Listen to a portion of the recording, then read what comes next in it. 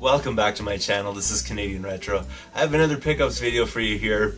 Some of these items will probably get a little bit of a laugh out of you because they're massively kiddie games, and the reason why I picked them up was a couple of reasons. One, some of them had their Club Nintendo points in them still, and the other reason is that they were worth approximately like $12 to $15 each, even though I paid significantly less than that. So I decided to pick them up, and I'd end up using them as trading fodder, try to get some of the stuff that I want to get into my collection.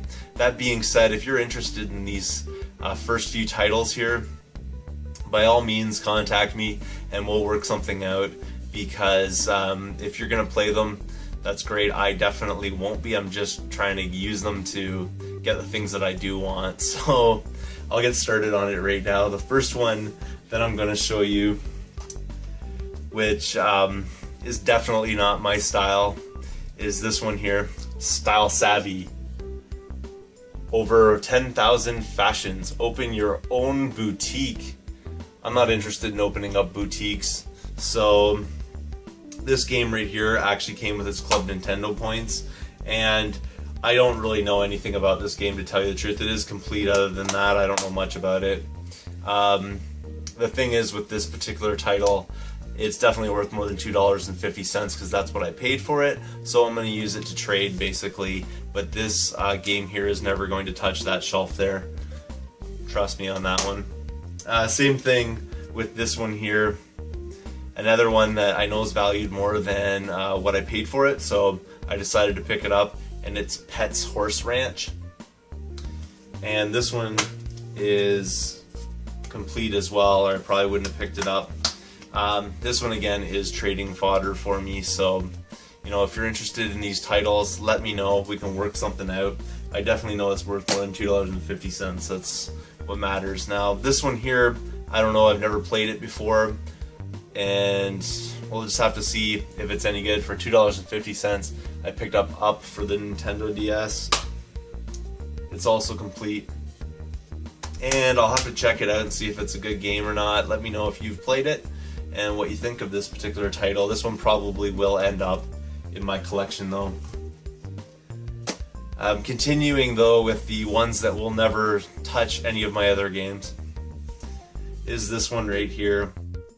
And I feel bad even having it in my hand, but I know it's worth more than what I paid for it. So hopefully somebody out there will want this title, because I definitely don't. It's The Littlest Pet Shop for the Nintendo Wii. It's complete and very pink, which is not my color, although I do look good in a pink shirt. This one here is also $2.50. I know it's worth more than that, so trading fodder it will be. The next one, and I'll have to actually check this one out, because this one may not be such a bad title. We'll have to see. But it's Gummy Bears Mini Golf. It might be fun, you never know. So I'll have to check this out. $2.50 again. It's also complete. Disc condition on all these are like near perfect, so I'm not really gonna show you that, but you know, another one right there. One that I don't even have the turntable for is DJ Hero 2. This one I'll probably put there. I do like these rhythm game types of things. They're pretty fun. So I'll check this one out at a later date when I actually get a turntable for it. It's complete, so thought I'd pick it up again, $2.50. And then finally, for $2.50, because it was half price day at the Goodwill, I picked up Balloon Pop. And this one here is actually sealed, so I figured for a sealed game, not too bad of a deal. I am a big fan of puzzle games. I do like, you know, the bubble pop types of games, so this Balloon Pop one might interest me. I'll have to check it out. You never know. So there it is right there for $2.50.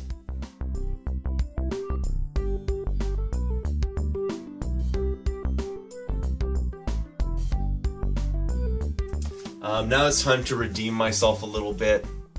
Not too much, because some of you don't particularly like this game, although I do enjoy it, even with its control problems and glitching and stuff like that.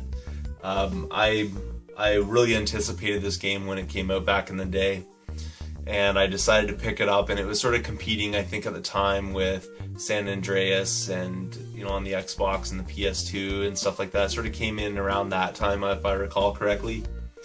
And it's Driver 3. This game right here, I think, is somewhat of an underrated game. It's always been compared to those ones, but it's really its own game.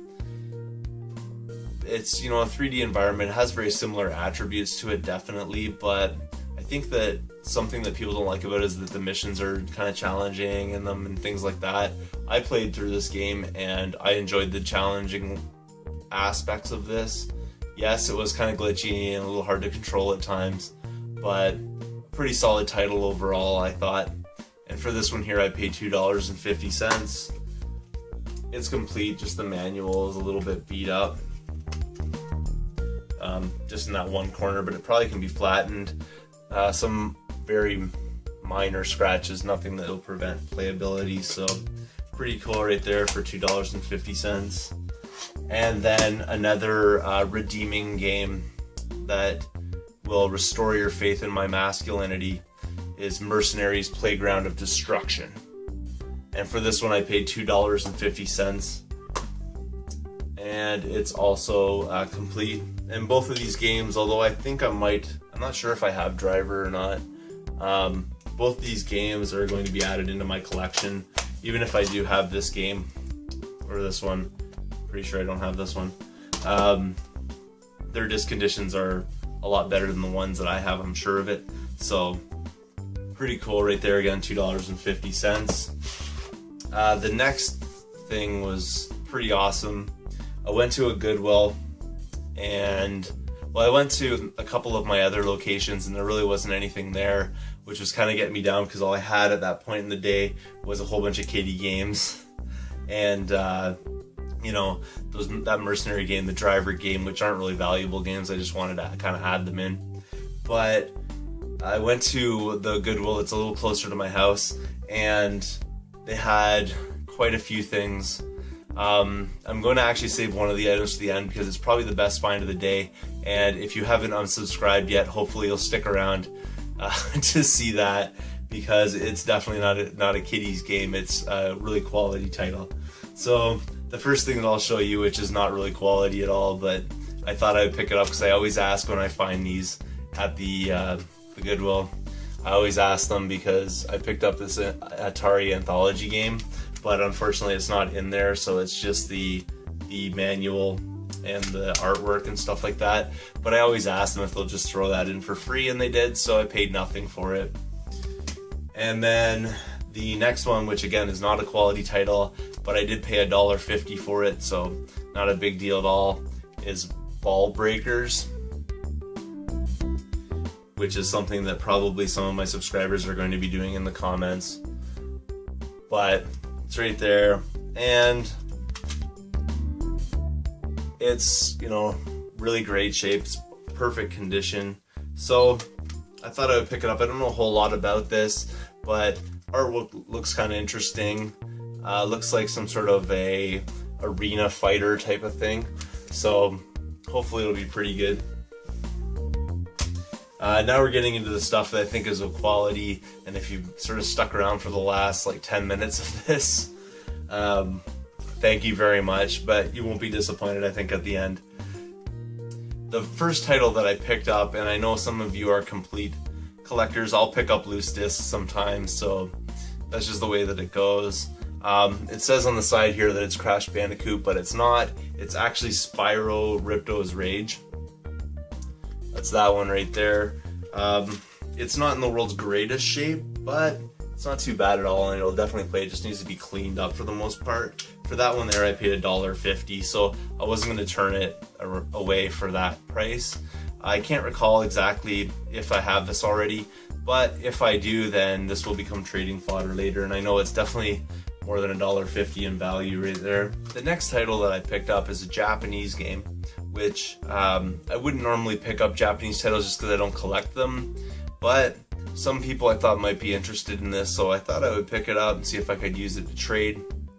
And it's Star Ocean Till the End of Time, and this one here is actually sealed completely, so pretty sweet deal right there for $2.50.